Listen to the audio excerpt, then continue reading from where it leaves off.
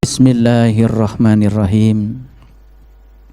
Assalamualaikum warahmatullahi wabarakatuh.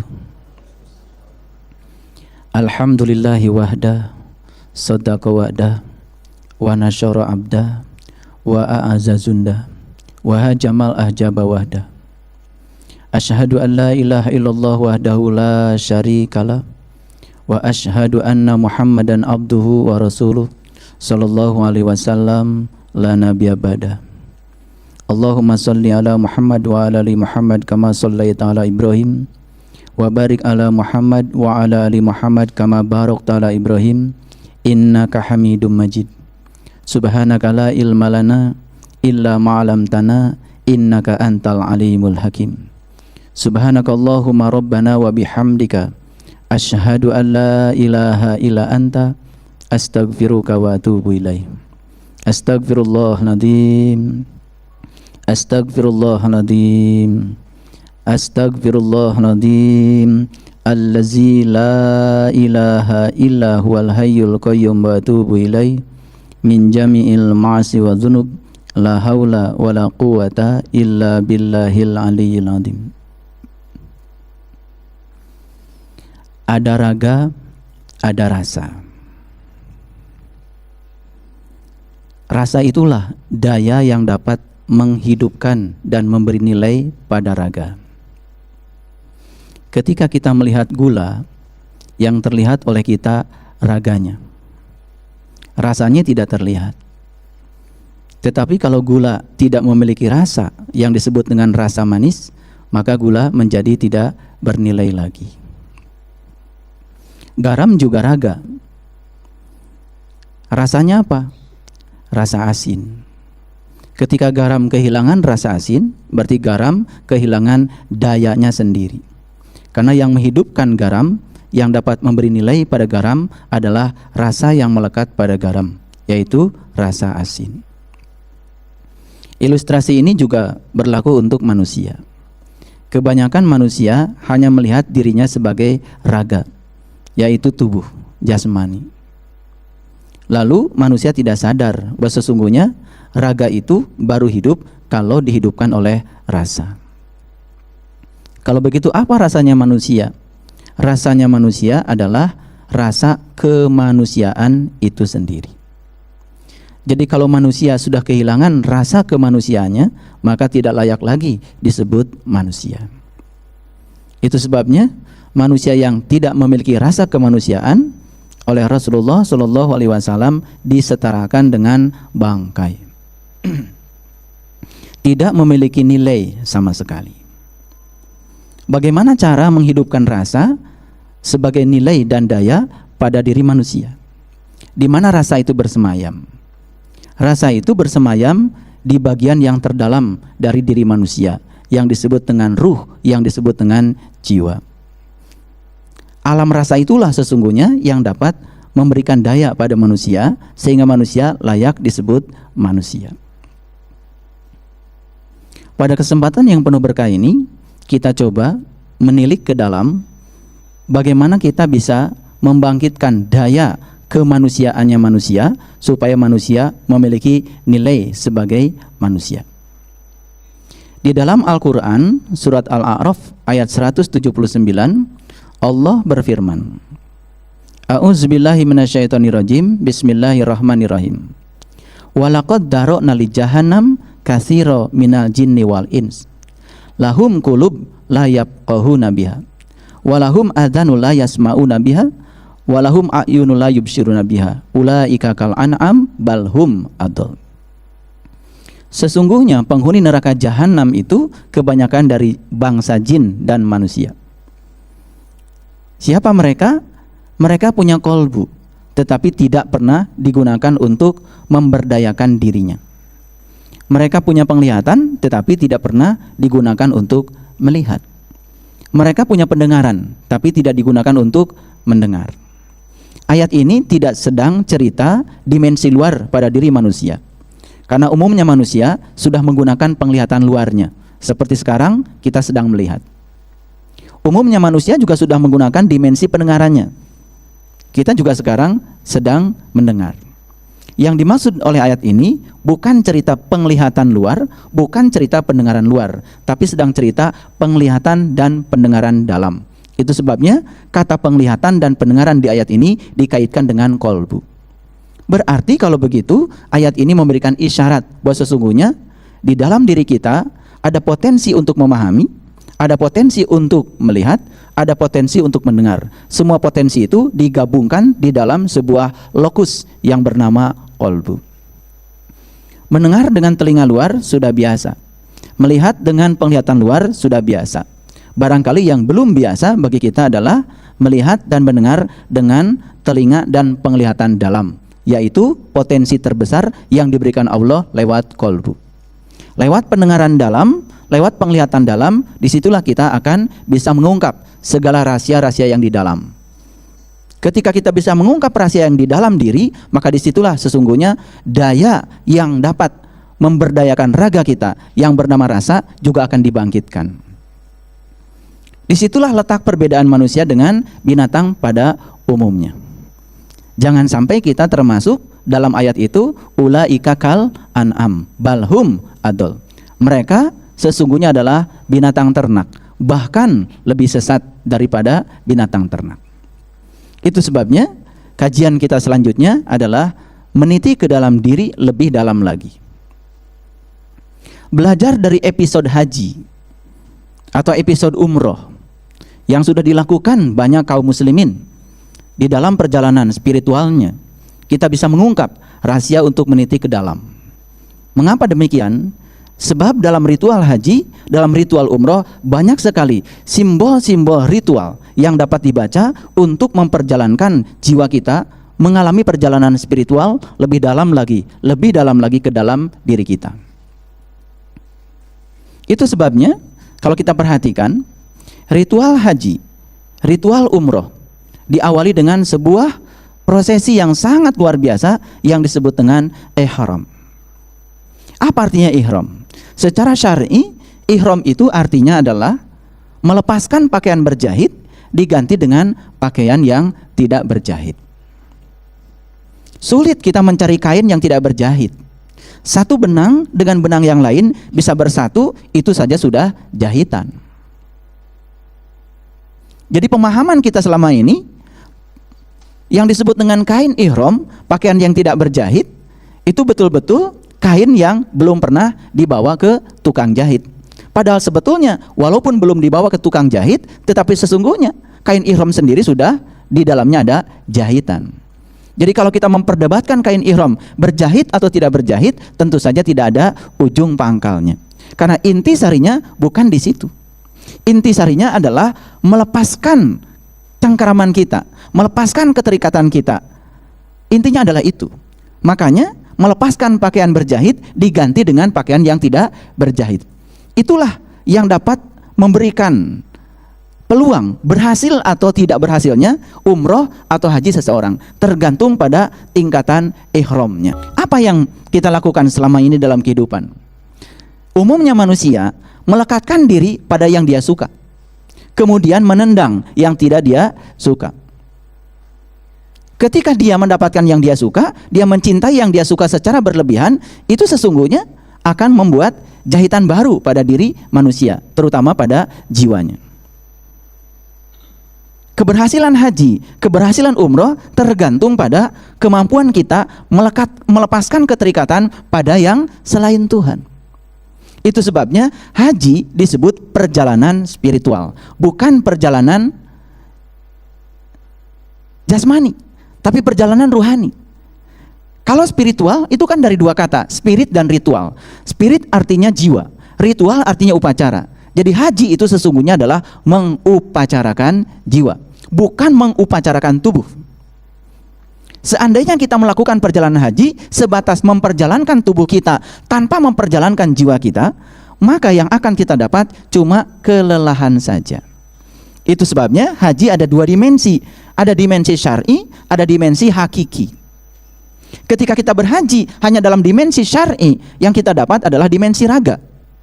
Berarti kalau raga tanpa rasa, maka raga tidak memiliki daya. Maka sepulang haji tetap saja jiwa kita tidak berdaya.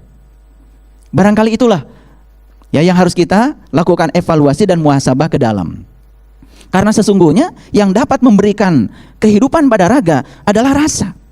Itu sebabnya tingkatan haji ada dua, ada tingkatan syar'i, ada tingkatan hakiki. Ada tingkatan upacara secara jasmani, ada tingkatan upacara secara rohani. Di mana kesempurnaan haji? Kalau kita sudah menyempurnakan dua-duanya, baik secara jasmani maupun secara rohani. Barangkali dalam dimensi jasmani sudah banyak yang membahasnya. Maka dalam kesempatan ini saya akan membahas haji dalam dimensi yang lebih tinggi lagi, yaitu dalam dimensi ruhaniyah, sesuai dengan haji sebagai perjalanan spiritual. Mari kita lihat ya ayat-ayat tentang haji. Salah satunya di Quran surat Ali Imran ayat yang ke-96. Di situ dikatakan, inna awala baitin, sesungguhnya awal bait, awal rumah, wudi alinas, yang dibangun Allah untuk manusia, lalladzi bibakata mubarakah, yaitu bakah al mubarakah, wahudal lil alamin, menjadi petunjuk bagi seluruh sekalian alam. Itu 96. Lanjut ayat 97-nya. Fihi ayatum bayyinah, di dalamnya ada tanda-tanda yang terang benderang. Maqamu Ibrahim, di dalam juga ada level Ibrahim. Waman kana daholahu kana aminan, barang siapa yang bisa memasuki bait yang tadi, maka amanlah dia. Maka ada perintah selanjutnya, walillahi ala nas hijjul bait, wajib hukumnya bagi setiap nas melaksanakan ibadah haji. Ternyata kewajiban haji wajib bagi setiap nas. Barangkali ini perlu pemahaman yang lebih dalam. Haji itu wajib bagi setiap nas.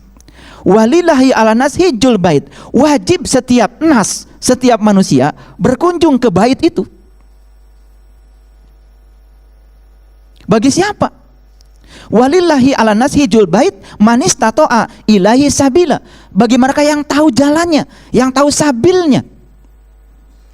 Mari kita cermati ayat ini dengan kecerdasan spiritual yang Allah sudah anugerahkan kepada kita. Kalau kita merenung lebih dalam, kita pun dalam tradisi Islam sering menyatakan Ka'bah sebagai Baitullah. Itu tidak salah secara syar'i. Sedangkan Allah menyatakan di berbagai ayat, aku bersamamu, bahkan lebih dekat kepadamu daripada urat nadi lehermu. Berarti sesungguhnya Allah bersama setiap manusia, apapun agamanya, apapun warna kulitnya, apapun bangsanya. Karena ayat itu menyatakan secara universal bahwa aku lebih dekat padamu daripada urat nadi lehermu. Mu di sini mewakili setiap manusia, tidak dibeda-bedakan satu dengan yang lain. Jadi Allah Tuhan, apapun memberi nama pada dia, dia ada bersama setiap manusia, lebih dekat kepada setiap manusia, melampaui dekatnya urat nadi pada setiap leher manusia. Kalau Allah dekat dengan setiap manusia, logikanya berarti rumah Allah juga dekat pada setiap manusia. Berarti kita sekarang belajar dua rumah, satu rumah yang syar'i, satu rumah yang hakiki.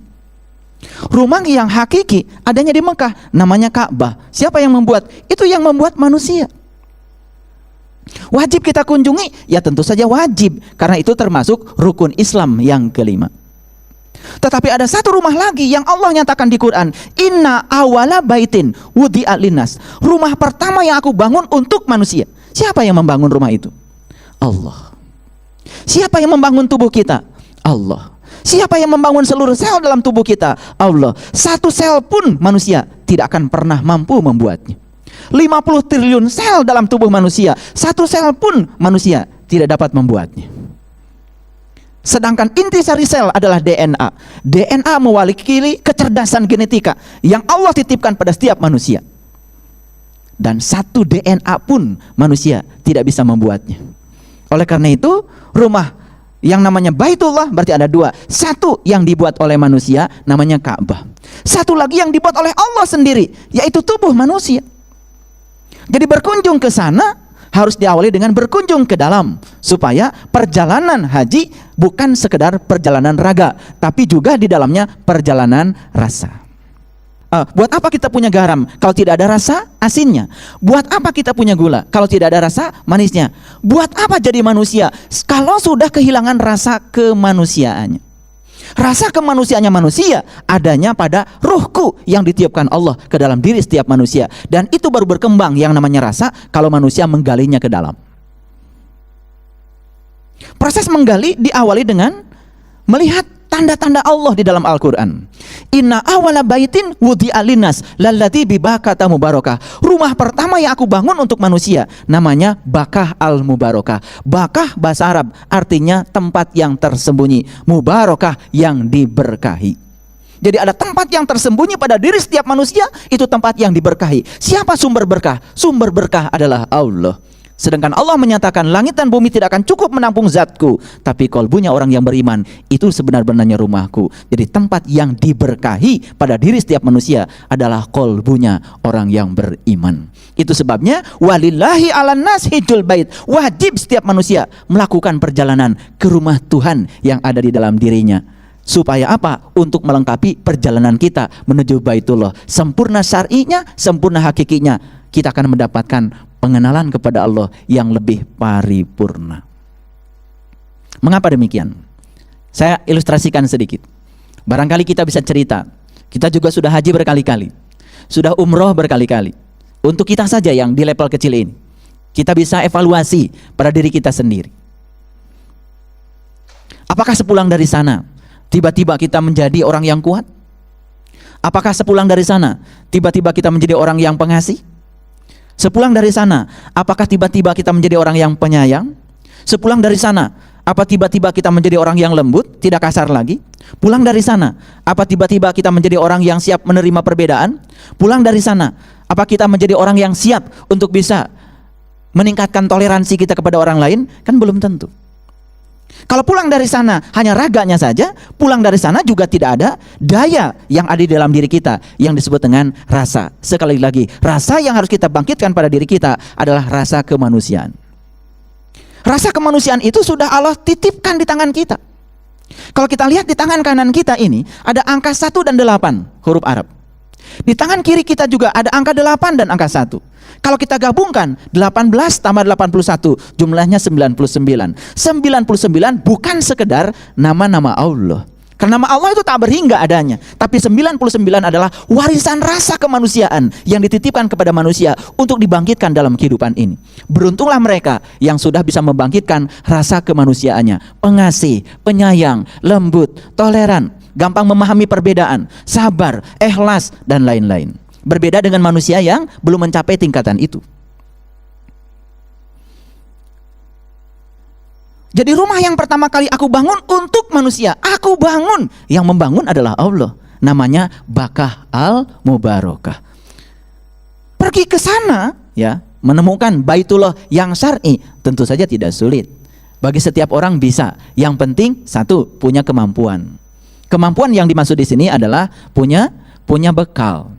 Bekal yang paling utama pergi ke sana tentu saja adalah uang. Kalau begitu yang bisa mencapai sana yang punya uang dong. Iya, kenyataannya begitu. Lalu yang tidak punya uang? Jangankan yang tidak punya uang, yang punya uang saja pergi ke sana dibatasi oleh kuota. Seperti itu. Sedangkan di Quran Allah berfirman, walillahi 'alan nas hijjul bait. Wajib setiap manusia berkunjung ke rumah itu. Setiap manusia. Jadi kalau 7 miliar manusia di muka bumi ini, wajib semuanya berkunjung ke rumah Tuhan yang ada di dalam diri setiap manusia. Tapi berapa banyak yang bisa melakukan perjalanan ke sana? Karena perjalanan ke sana itu seperti yang saya gambarkan di kuliah yang sebelumnya. Seperti mencari jejak elang di langit, seperti mencari jejak ikan di air, seperti mencari jejak bekas kaki itik di sungai. Sesulit itu perjalanan ke sana kalau bukan karena takdir, kalau bukan karena takdir, kalau bukan karena kehendak Allah. Bagi mereka yang punya kehendak, perjalanan ke sana perjalanan yang sangat sulit. Perjalanan menuju ke rumah yang dekat lebih sulit daripada perjalanan menuju ke rumah yang jauh. Jadi perjalanan pertama adalah ihram.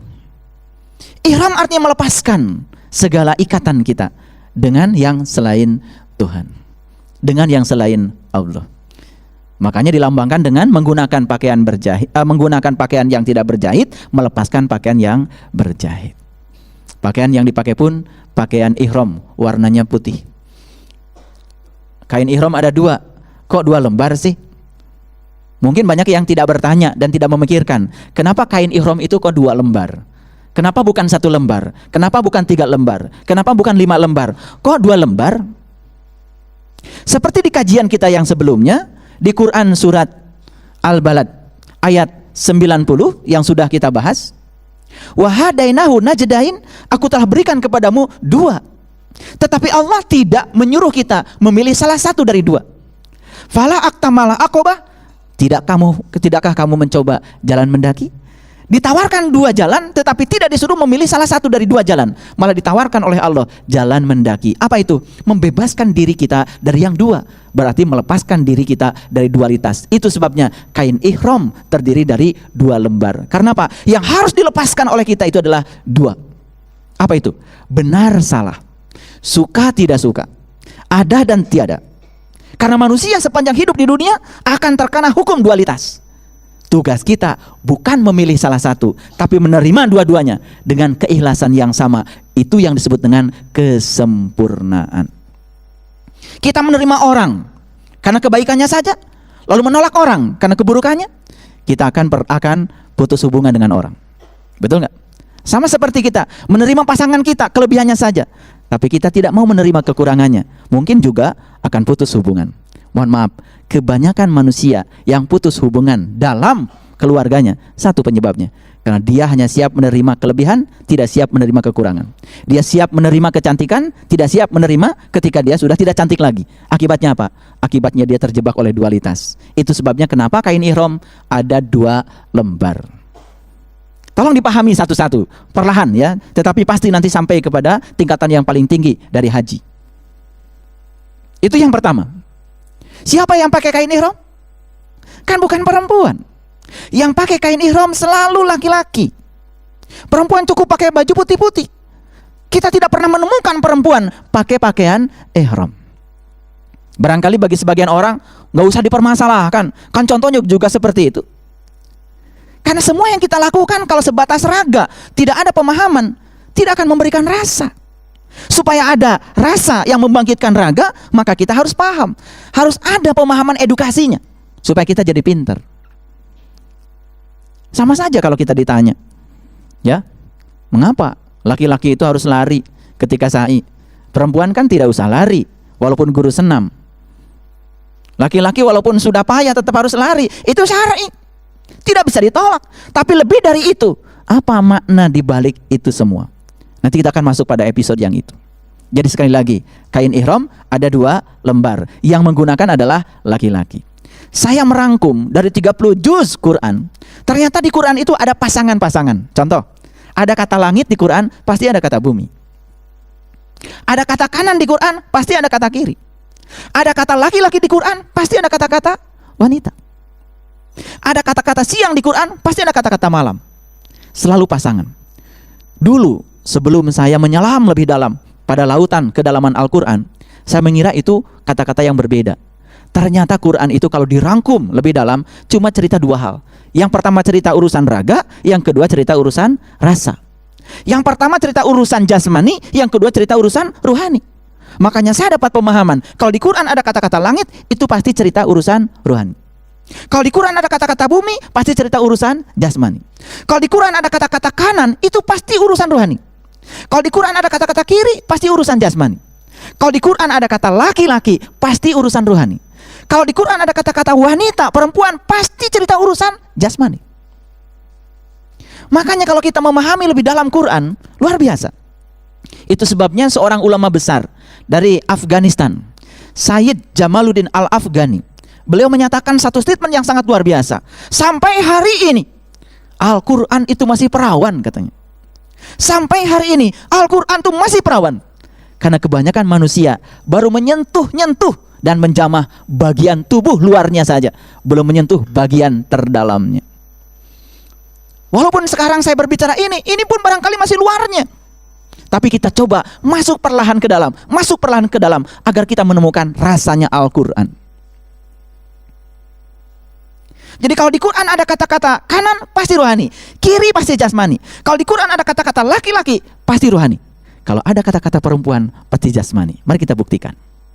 Ada kata-kata di Quran, ar-rijal qawwamuna 'alan nisa. Laki-laki itu pemimpinnya wanita. Sering diterjemahkan yang boleh jadi pemimpin katanya hanya laki-laki. Jadi ini kan semacam diskriminasi pada kaum perempuan. Tapi kalau dipahami laki-laki sebagai rohani, perempuan sebagai jasmani, yang berhak menjadi pemimpin, mereka yang sudah menemukan ruhaninya di dalam jasmani, yang sudah menemukan potensi dirinya di dalam tubuhnya, yang sudah bisa mengangkat jiwanya sebagai pemimpin bagi pikiran dan tubuhnya.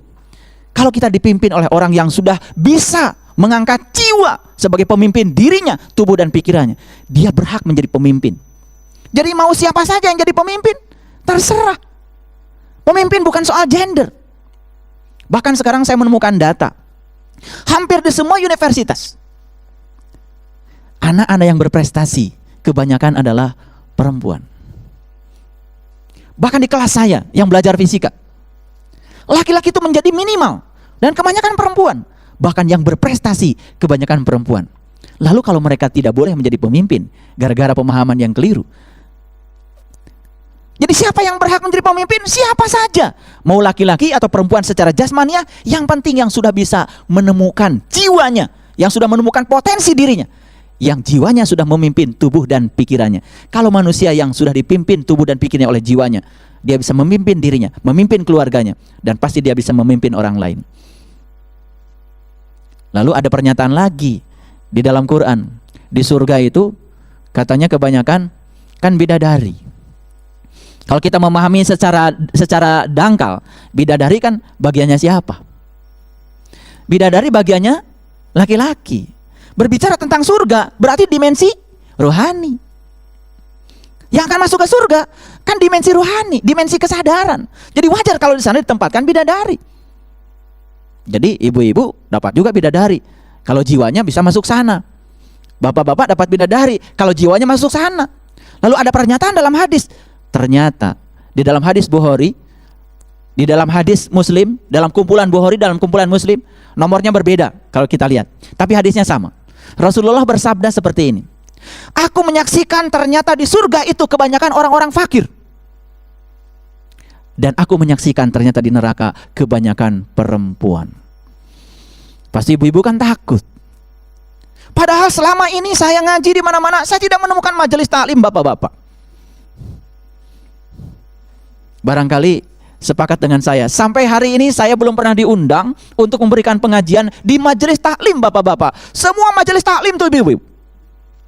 Kasihan ya ibu-ibu, majelis taklimnya paling banyak, ngajinya paling rajin, tapi statement Rasulullah menyatakan penghuni neraka itu kebanyakan adalah perempuan. Kalau perempuan dipahami sebagai perempuan secara syar'i, menjadi tidak masuk akal. Tetapi kalau perempuan dipahami sebagai jasmani, dunia, materi, laki-laki dipahami sebagai ruhani, langit, apa maknanya? Yang akan masuk surga itu adalah orang fakir. Siapa orang fakir? Orang fakir itu adalah orang yang sudah melepaskan jiwanya dari ikatan dan keterikatan pada jasmani. Orang fakir itu bukan orang miskin. Makanya Rasulullah dalam sebuah hadis mengatakan fakir adalah kebanggaanku. Lalu banyak yang menyatakan Rasulullah itu fakir. Fakir dikaitkan dengan miskin. Padahal untanya Rasulullah di zamannya unta yang paling bagus dan paling mahal.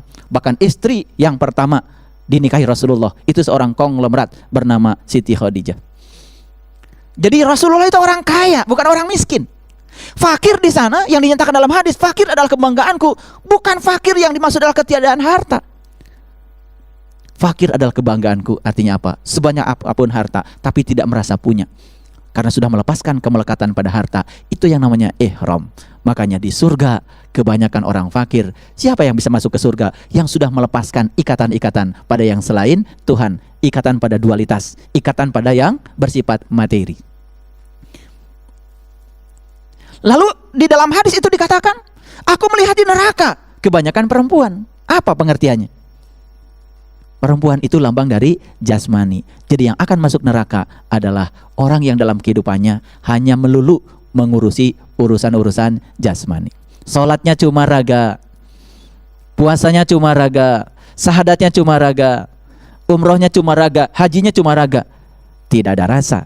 Berarti sama saja dengan garam, cuman raganya, tidak ada asinnya. Sama saja dengan gula, raganya saja, tidak ada manisnya. Sama saja dengan manusia, kehilangan sifat kemanusiaannya. Makanya jangan heran, kadang-kadang ada orang, mohon maaf ya, sudah selesai melakukan ibadah haji ya, di airport saja sudah marah-marah. Itu belum nyampe rumah itu, cuman ketukar air zam-zam saja. Pas kebagian yang bocor, yang lain kebagian yang nggak bocor, itu marahnya sudah luar biasa. Itu urusan jasmani. Itu karena apa? Karena tidak ada daya yang bisa dibangkitkan di dalam yang disebut dengan daya dari rasa. Rasa bersumber pada ruhku, ruhku bersumber kepada Dia, sang peniup ruhku. Nah, ini barangkali yang harus kita lakukan. Jadi tadi baru sampai pada ihram. Kenapa ihram itu yang menggunakan laki-laki? Kenapa perempuan tidak menggunakannya? Kenapa kain ihram itu 2 lembar? Sebab yang mengikat manusia itu umumnya adalah dualitas. Maka kita harus melepaskan cengkraman dari dualitas, baru itu perjalanan awal untuk haji. Makanya setelah ihram, baru kita menuju perjalanan ke Baitullah. Apa yang kita ucapkan waktu perjalanan ke sana? Kan ucapannya indah sekali. Labbaik Allahumma labbaik, labbaik la syarika laka labbaik, innal hamda wa ni'mata laka wal mul la syarika lak. Labbaik Allahumma labbaik, labbaik la syarika laka labbaik. Aku datang ya Allah memenuhi panggilanmu. Aku datang untuk membebaskan syirik yang ada padaku. Kata-katanya indah. Datang memenuhi panggilan Allah untuk membebaskan syirik yang ada padaku. Itu sebuah pengakuan yang sangat luar biasa. Syirik itu menduakan Allah gara-gara tidak tahu dan kenal kepada Allah. Maka dia melakukan perjalanan menuju Allah. Itu perjalanan syar'i. Tapi kalau itu tidak diikuti dengan perjalanan ke dalam, kita tidak akan pernah menemukan kalimat labbaik Allah lebih dalam lagi. Makanya banyak yang mengucapkan kalimat itu biasa saja, tidak ada rasa. Labbaik Allahumma labbaik, labbaik la syarika laka labbaik. Hanya raganya saja, hanya mulutnya saja yang terbuka, tidak ada rasa. Tapi mereka yang sudah tahu bagaimana melakukan perjalanan ke dalam, aku datang ya Allah, aku datang ya Allah, aku datang ya Allah, bebaskan aku dari syirik yang ada padaku. Bebaskan aku dari kebiasaanku menduakan Tuhan, menduakan Engkau, mengangkat Tuhan-Tuhan lain selain Engkau. Itu pernyataan yang sangat berani sebetulnya. Bagi yang sadar. Bagi yang tidak sadar, itu pernyataan yang biasa saja. Sampailah kita di Baitullah. Apa yang kita lakukan? Kita melakukan tawaf. Tawaf. Berapa putaran? 7 putaran. Dari mana kita mulai? Dari Hajar Aswad menuju Multazam, menuju Makam Ibrahim, menuju Hijr Ismail, menuju Rukun Yamani, berakhir di Hajar Aswad. Buatlah lingkaran sempurna. Walaupun Ka'bah bentuknya kotak, tapi Rasulullah tidak mengajarkan kita mengelilingi Ka'bah berbentuk kotak, karena kotak itu berbahaya. Itu kebiasaan kita dalam hidup. Kita mengkotak-kotakan keyakinan kita, mengkotak-kotakan pergaulan kita, mengkotak-kotakan diri kita berdasarkan warna kulit, mengkotak-kotakan diri kita berdasarkan bangsa, mengkotak-kotakan diri berdasarkan aliran, mengkotak-kotakan diri berdasarkan madhab. Padahal kita awalnya umatan wasata, umatan wahidat. Kita asalnya umat yang satu. Harusnya tidak boleh mengkotak-kotakan. Kita harus baik pada siapapun, tanpa pandang bulu. Karena cinta dan kasih tidak pernah bersyarat. Karena rasa kemanusiaan belum muncul, yang muncul adalah rasa-rasa kebinatangan. Dan rasa kebinatangan itu yang keluar apa? Kemarahan, kebencian, iri hati, dengki, tidak senang orang lain bahagia. Kenapa rasa itu tidak muncul? Satu penyebabnya, karena rasa itu tidak pernah diizinkan untuk bangkit di dalam diri. Karena kita terlalu sibuk dalam dimensi raga. Kita lupa ketika sholat, hanya raganya saja, jiwanya tidak pernah diikutkan dalam sholat. Akibatnya apa? Selesai sholat, jiwa tidak mengalami peningkatan kesadaran. Padahal yang akan menyatu dengan Allah adalah kesadarannya. Kesadaran yang meningkat, itu yang dibutuhkan. Sedikit demi sedikit, yang penting kesadaran terus meningkat. Sampai puncaknya kesadaran, yang disebut dengan Sidratil Muntaha, puncaknya kesadaran. Makanya Rasulullah itu bertemu dengan Tuhan di puncak kesadaran. Walaqad ra'ahu nazlatan ukhra inda Sidratil Muntaha, indah jannatul ma'wa, id yaghsha sidrati ma yaghsha. Dari mana kita mulai tawaf? Berapa putaran kita tawaf? Saat kita tawaf, yang laki-laki pakai kain ihram, menghadap ke mana? bagian kiri sini yang menghadap Ka'bah, bukan bagian kanan. Itu juga simbolik. Hati-hati. Karena apa? Kiri tadi lambang dari materi, kiri lambang dari jasmani. Ka'bah itu adalah materi. Maka mengelilingi Ka'bah juga ke kiri, tidak ke kanan. Dan semua yang bersifat materi bergerak ke kiri. Elektron mengelilingi atom, mengelilingi inti atom ke kiri. Alam semesta semua bergeraknya ke kiri. Semua yang bersifat materi bergerak ke kiri. Makanya di dalam Quran ada kata-kata li'ilafi Quraisy ilafihim rihlatas sita'i was-shaif falyabudu rabb hadzal bait.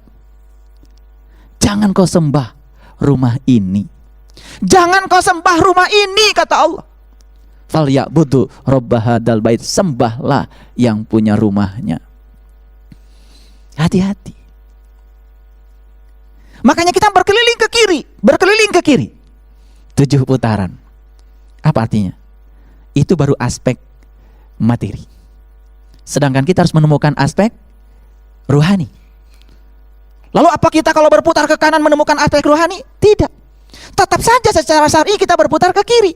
Tapi temukan oleh kita rasa ruhaninya. Di mana rasa itu? Tentu saja rasa bukan di luar.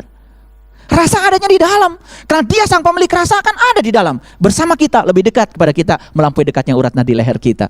Jadi tetap perjalanan itu harus ke dalam. Jadi simbolik berputar 7 putaran itu diabadikan jadi 7 ayat Al-Fatihah.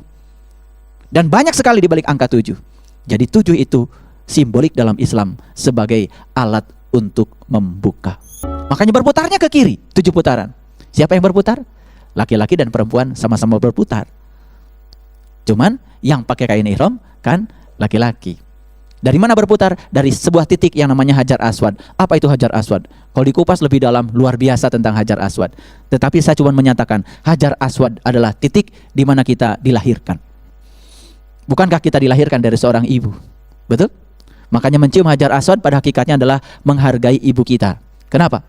Karena ibu itu menyumbang 50 triliun sel kurang 1.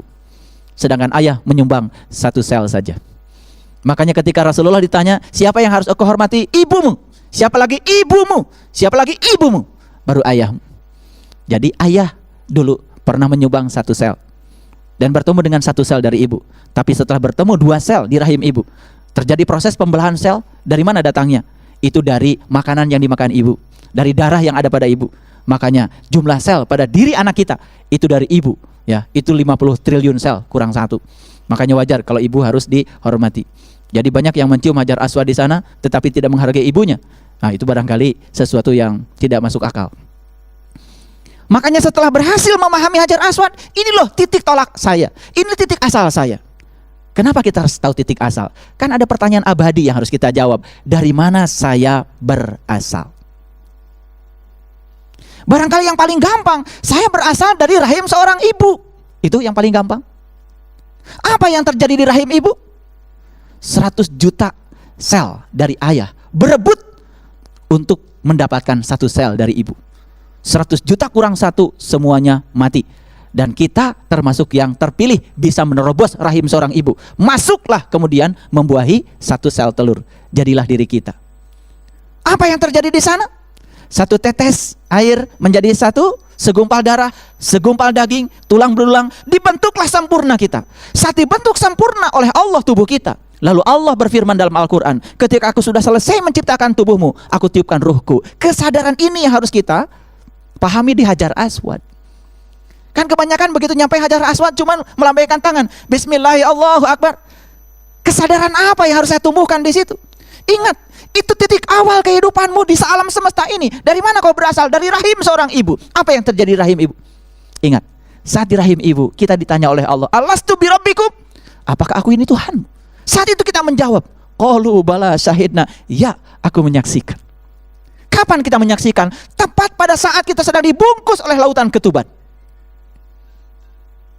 Saat dibungkus dengan ketuban, telinga kita dibungkus, mata kita dibungkus, hidung kita, sumber napas dibungkus, bahkan mulut kita pun dibungkus, disumpal semuanya. Tapi saat kita ditanya oleh Allah, apakah aku ini Tuhanmu? Saat itu kita menjawab, aku menyaksikan. Itu yang harus kita cermati di Hajar Aswad.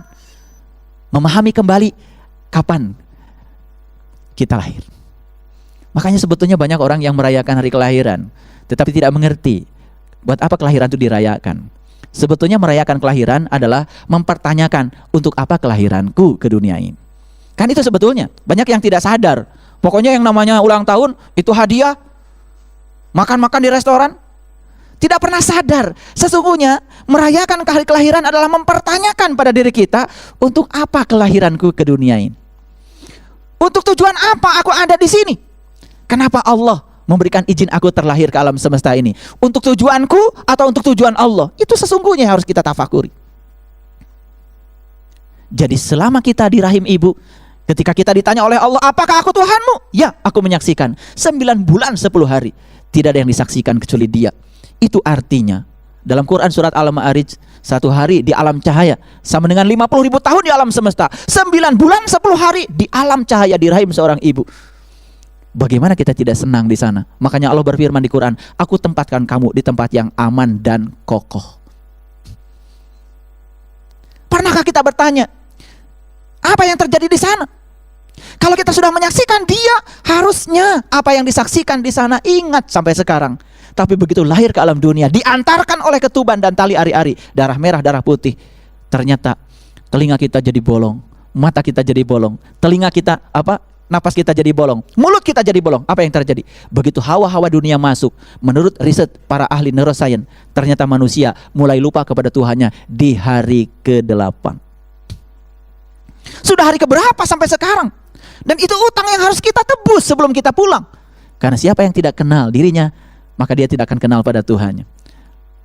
Menemukan jawaban itu sekarang dalam kehidupan yang ini. Bagaimana cara menemukannya?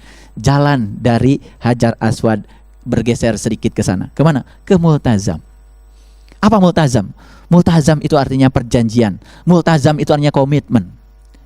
Harusnya kita sadar, perjanjian apa yang aku dapat antara aku dengan Tuhan? Kan Tuhan, Allah, sebelum menciptakan kita, yang pertama dibuat adalah tujuan penciptaan kita. Dan Allah mengisyaratkan di dalam Al-Quran, tidaklah aku ciptakan jin dan manusia kecuali untuk menyembahku. Ibnu Abbas dengan cerdas mengatakan, bagaimana bisa menyembah kalau tidak mengenal? Lalu tafsir dari ayat itu oleh Ibnu Abbas ditafsirkan, tidaklah aku ciptakan jin dan manusia kecuali untuk mengenalku. Setelah mengenal baru menyembah. Ternyata itu kemudian dijelaskan dalam hadis qudsi, langit dan bumi. Ya, aku adalah suatu perbenaran yang tersembunyi. Aku ingin agar aku dikenali, maka aku ciptakan manusia agar manusia dapat mengenali aku dengan diriku. Tujuan penciptaan kita untuk mengenali Allah. Dari mana kita mulai mengenal Allah? Ya tentu saja dari diri kita sendiri. Kita harus sadar, kita punya tubuh. Apa sih tubuh kita? Tubuh kita tersusun dari atom-atom. Ada sekitar 140 lebih unsur semesta yang ada dalam tubuh kita. Dan semua unsur semesta yang membangun semesta ada dalam diri kita. Berarti tubuh ini adalah percikan dari semesta raya yang besar, berupa materi. Lalu untuk membimbing agar kita bisa pintar, disediakan oleh Allah yang namanya otak. Itu hardware-nya. Dihembuskan ke dalam otak software-nya yang bernama akal. Kalau menurut dalam kitab Syirul Asror, akal itu adalah Nur Muhammad. Itu yang mewakili, yang membimbing manusia. Dihembuskan ke sini. Akal itu adalah software-nya. Lalu pikiran ini menjadi percikan dari kecerdasan semesta yang diberikan pada manusia. Lalu jiwa ditiupkan ke dalam tubuh manusia sebagai wakil dari kesemestaan itu sendiri. Itu sebabnya kita harus melakukan perjalanan untuk melihat rahasia tubuh, rahasia pikiran, dan rahasia jiwa. Mereka yang sudah menemukan 3 rahasia itu, di baliknya dia akan menemukan diri sejatinya.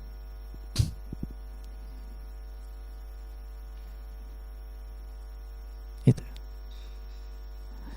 Jadi itulah perjalanan kita baru sampai Multazam. Kita baru sampai Multazam, mengingat kembali komitmen kita bahwa kita terlahir ke dunia bukan untuk tujuan kita, tapi untuk tujuannya Allah. Itu sebabnya hidup kita harus berserah diri kepada Allah. Bukan Allah dipaksa, berserah diri pada keinginan-keinginan kita. Nanti kita lanjutkan di episode selanjutnya. Semoga pencerahan ini memberi berkah kepada kita.